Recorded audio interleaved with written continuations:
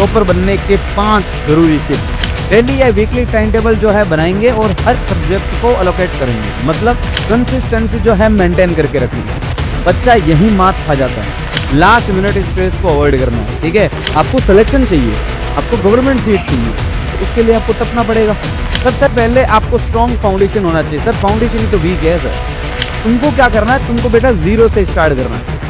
Concept clear करने के लिए डेली रिवीजन, सेल्फ बिलीव रखोगे तो ही चीजें पॉसिबल है, अदरवाइज पॉसिबल नहीं है। बच्चा क्या करता है 2 दिन।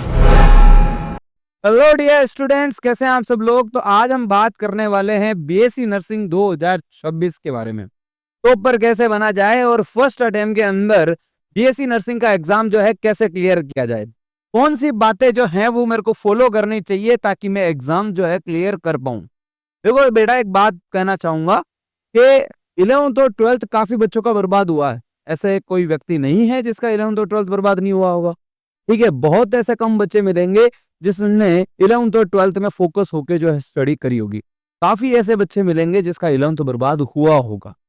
और आपको यह भी पता होगा कि क्लास के अंदर अगर 60 से 70 बच्चे होते हैं तो कुछ ही बच्चे टॉपर निकल के आते हैं, बाकी बच्चे टॉपर नहीं होते। तो वो जो टॉपर बच्चे हैं वो ऐसा क्या करते हैं कि वो टॉपर बने रहते हैं, और एवरेज बच्चा जो है वो एवरेज ही रहता है।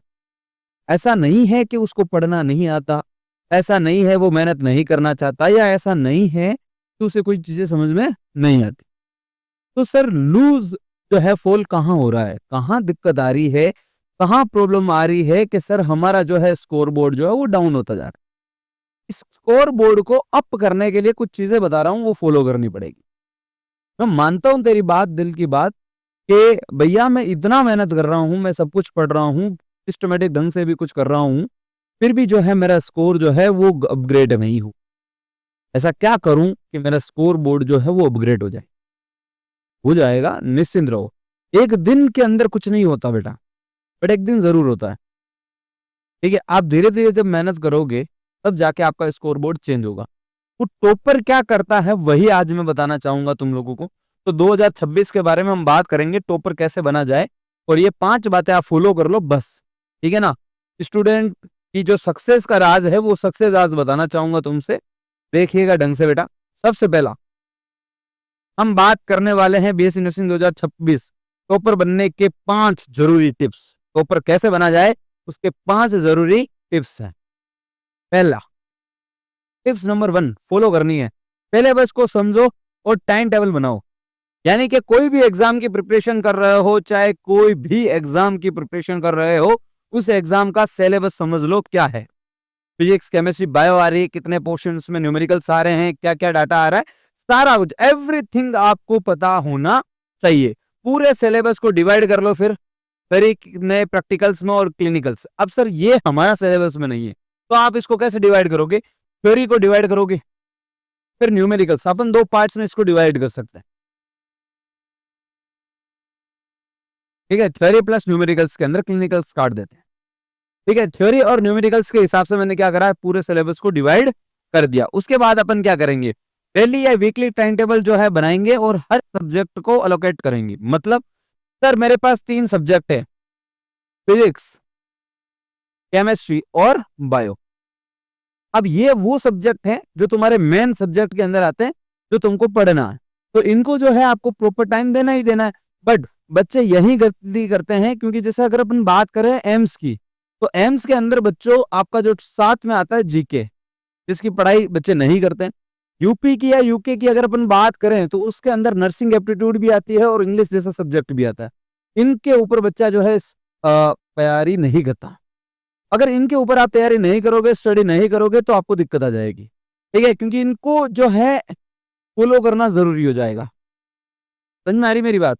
अगर ये आप ढंग से पढ़ोगे और उसके अंदर स्कोर करोगे तो आपको अच्छा जो है स्कोर देखने को मिलेगा। उसके बाद कंसिस्टेंसी जो है मेंटेन करके रखनी। बच्चा यही मात खा जाता है, 4 दिन पढ़ता है, ठीक है, फिर नहीं पढ़ता है, फिर 2 दिन पढ़ेगा, फिर नहीं पढ़ेगा, फिर 3 दिन पढ़ेगा, फिर नहीं पढ़ेगा। बट यही यही सबसे बड़ी वीकनेस होती है हर बच्चे की।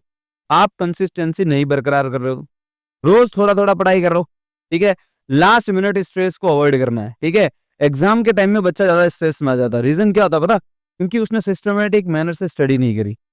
ने पूरा साल खराब किया, ने लास्ट के अंदर पढ़ना स्टार्ट किया, फिर हम सोच रहे हैं कि सर इस बार भी नहीं होगा, तो नहीं होगा ना बेटा, कि अपन ने पूरा साल खराब करके आए, तो कैसे होगा? आपको सिलेक्शन चाहिए, आपको गवर्नमेंट सीट चाहिए, तो उसके लिए आपको तपना पड़ेगा, कंसिस्टेंसी रखनी पड़ेगी। ठीक है, आप कंसिस्टेंसी नहीं रखोगे तो फिर नंबर नहीं आए। उसके बाद tips number 2, strong foundation plus NCERT plus reference book. अब ये सारा बवाल क्या है, देखो सुनो, सबसे पहले आपको स्ट्रॉन्ग फाउंडेशन होना चाहिए। सर फाउंडेशन ही तो वीक है सर, 11th और 12th ही तो गड़बड़ में आ रहा है, 12th तो चलो फिर भी ठीक हो जाएगा सर, 11th ज्यादा ज्यादा गड़बड़ है। मैं मानता हूं बेटा 11th गड़बड़ है, तेरा नहीं सबका गड़बड़ है, तू अकेला नहीं है इस भीड़ के अंदर जिसके अंदर तेरा जो है पोर्शन अटका हुआ नहीं, काफी बच्चों का पोर्शन अटका हुआ पड़ा है और वो 11th की वजह से अटका हुआ पड़ा है। तो अपन क्या करेंगे, अपन सबसे पहले 11th को स्ट्रॉन्ग करेंगे, अपने पास टाइम पड़ा है उनको बेस्ट करने का।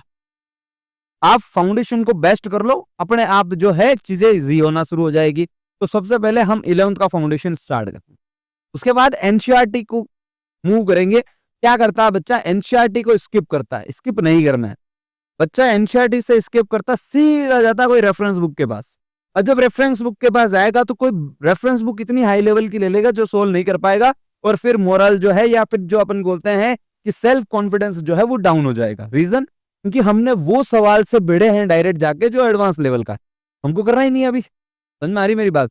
तुमको क्या करना है, तुमको बेटा जीरो से स्टार्ट करना है, ठीक है, और जीरो से फिर मूव करता करता फिर लेवल को जो है अपग्रेड करना है। लेवल को डायरेक्ट अपग्रेड नहीं करना है, लेवल को धीरे धीरे अपग्रेड करा जाता है, और हर बच्चा यही मात खाता है। क्या करता है बच्चे को लगता है सर यही आ रहा है, यही आ रहा है, यही आ रहा है, इसको स्किप कर दो, इसके ऊपर न्यूमेरिकल प्रैक्टिस नहीं करता, फिर बच्चा क्या करता है आगे की तरफ मूव कर जाता, और यही सबसे बड़ी उसकी वीकनेस होती। आपको लगता है कि आपको आता है, आपको आता नहीं, उसके ऊपर 100% श्योर हो जाओ, जब सारे न्यूमेरिकल्स कर पाओ तभी आपको उसके ऊपर श्योरिटी शो करनी है। और उसके बाद जब एनसीईआरटी हो जाएगी फिर आपको रेफरेंस बुक की तरफ मूव करना है, अदरवाइज आपको रेफरेंस बुक की तरफ मूव नहीं करना चाहिए। समझ में आ रही है? उसके बाद देखो, सबसे पहले देखो एनसीईआरटी बुक से बेसिक स्ट्रॉन्ग करो, ठीक है, जितना भी बेसिक है, फॉर्मूला है, थ्योरी है, सारा का सारा पढ़ लो। और उसके बाद आप टॉपर्स, जो भी आपके टॉपर्स हैं जिससे आप बात करते हो किसी भैया से, जो वो रिकमेंड कर रहा है वो बुक आपको जो है सजेस्ट करनी चाहिए।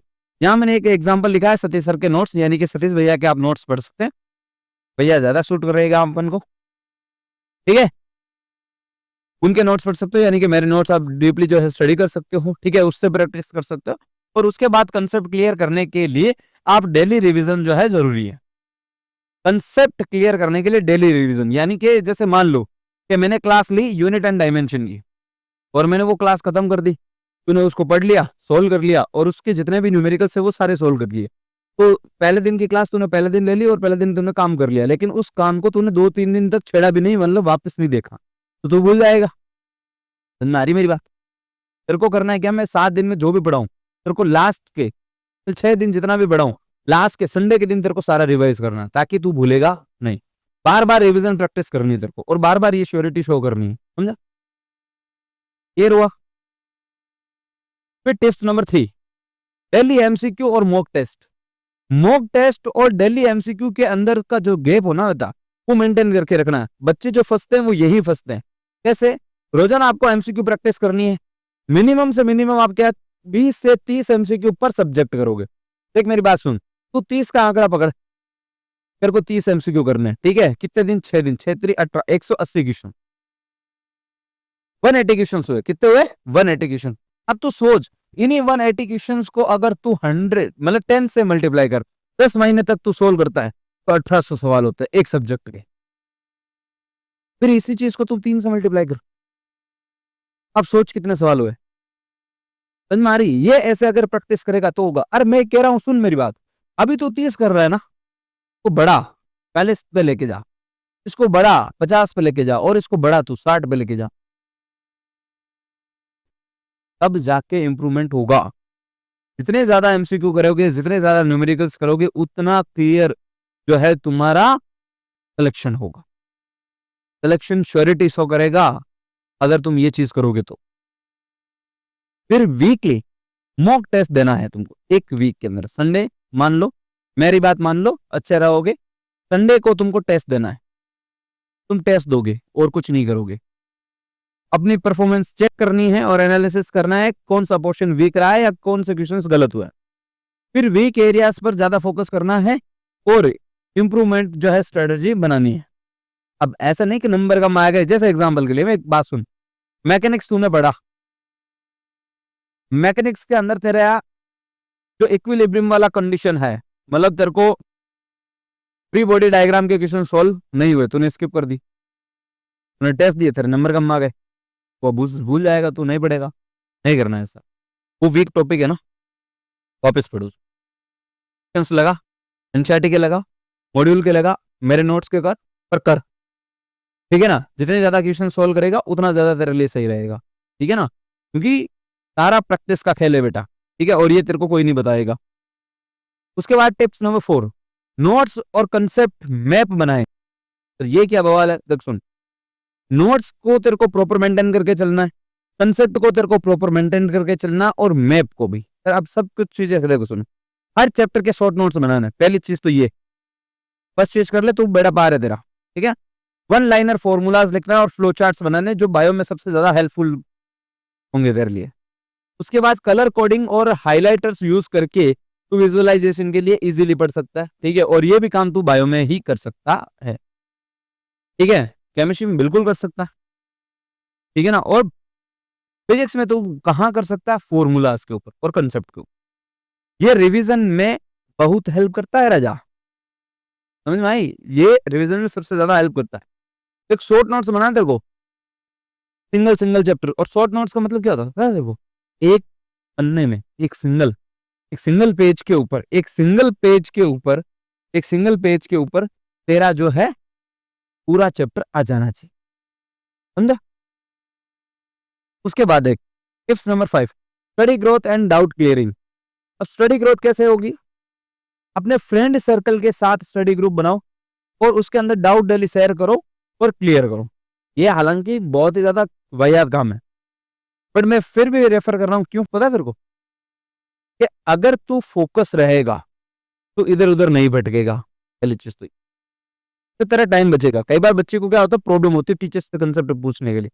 कोचिंग में जाते हो, 100 की भीड़ लगी है, 50 बच्चे बैठे हैं, उसके अंदर तुम तेरा डाउट सोल्व नहीं कर पाता, तो तू नहीं पूछ पाता तेरा डाउट क्या है, तो वहां पर ये चीज बेटर है, ठीक है। तो फिर फ्रेंड सर्कल के अंदर एक ग्रुप बनाओ जो पढ़ने वाले बच्चे हैं, ठीक है, और फिर उनसे जो है डाउट क्लियर करो, डिस्कशन करो, कंसेप्ट को क्लियर करो, ठीक है, ताकि उस टॉपिक के ऊपर तुम्हारी बेस्ट पकड़ बन सके।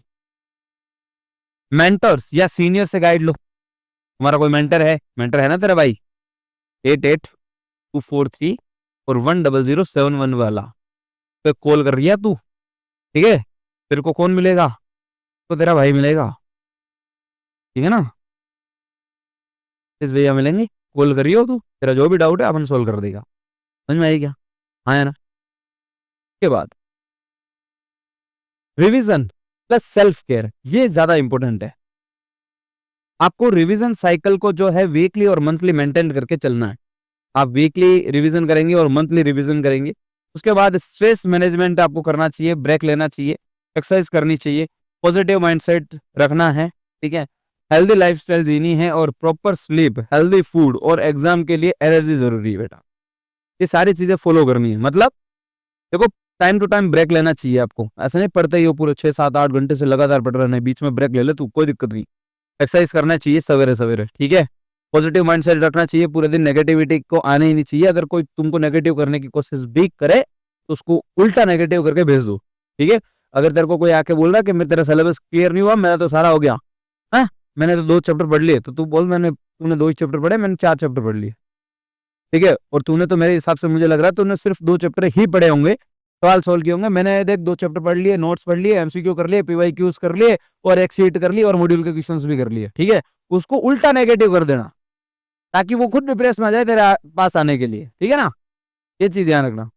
उसके बाद आपको प्रॉपर स्लीप, यानी कि कम से कम 6 से 7 घंटे तेरे को सोने हैं, ठीक है। हेल्दी फूड तेरे को खाना है, ऐसे नहीं कुछ भी खा रहा तू, फिर खाने के बाद एंड खाए जा रहा, फिर नींद आएगी तेरे को, पहले कह रहा हूं मैं, ठीक है। एग्जाम के लिए एनर्जी जरूरी है और वो मेंटेन करके चलनी पड़ेगी। अब लास्ट एंड फाइनल चीज जो तेरे को करनी है, क्या कह रहा हूं सुनना ढंग से। कंसिस्टेंसी मेंटेन करके चलना पहला पॉइंट, स्मार्ट स्टडी करनी है सेकंड पॉइंट, और यही दोनों मिलकर टॉपर बनना जो है पॉसिबल होता है। टॉपर बच्चा यही करता है, एक तो रेगुलर रहता है और दूसरा स्मार्ट स्टडी करता है। स्मार्ट स्टडी मैंने अभी बता दी तेरे को, पीवाईक्यूज भी साथ साथ में लगाना है। उसके बाद सेल्फ बिलीव रखना है बेटा, ठीक है। सेल्फ बिलीव रखोगे तो ही चीजें पॉसिबल है, अदरवाइज पॉसिबल नहीं है। बच्चा क्या करता है, 2 दिन करता है, 3 दिन करता है, फिर बोलेगा अरे यार ये एग्जाम में थोड़ी आता, नहीं करूंगा, थोड़ी यार मेरे से नहीं होगा, ठीक है, मैं तो 11वीं वीक था तो मैं नहीं कर सकता। ऐसा नहीं है। काफी बच्चे, अगर तुम इंटरव्यू उठा के देख लो, सब बच्चे यही बोलेंगे हाँ मैंने 11वीं में मजे किए थे, 11वीं मेरी खराब हुई थी, ठीक है ना। तो सबका 11वीं खराब हो रहा है, तो भाई का 11वीं खराब हुआ था, कौन सी बड़ी बात है, ठीक है ना। तो एक चीज ध्यान रखना, कोई भी अगर काम करोगे उसकी शुरुआत हमेशा छोटे से ही होगी, ठीक है ना। तो छोटे से शुरुआत करनी है और बड़ा अचीवमेंट लेना अपन को, ठीक है। तू अभी मैंने तू मान ले बेटा कि तू जीरो है, बट तू एक ना एक दिन हीरो बनेगा, ये मेरी बात मान, ये मेरा वादा है। अगर मैं जो टिप्स बता रहा हूँ तेरे को, मेरे को जो चीजें लग रही है तुम्हारे जीवन के अंदर क्या क्या जो चीजें चल सकती है, वो सारी चीजें मैं तेरे को समझा पा रहा हूँ अच्छे से, और तू समझ रहा है, तो 101% तेरी लाइफ के अंदर इंप्रूवमेंट होगा, ये मेरी गारंटी, ठीक है। और फिर भी तेरे को डाउट लग रहा है, ये ले एक बार फिर से ये नंबर ले, इस नंबर पे तेरा सारा समाधान हो जाएगा, ठीक है। चल फिर अभी के लिए tata bye bye and see you.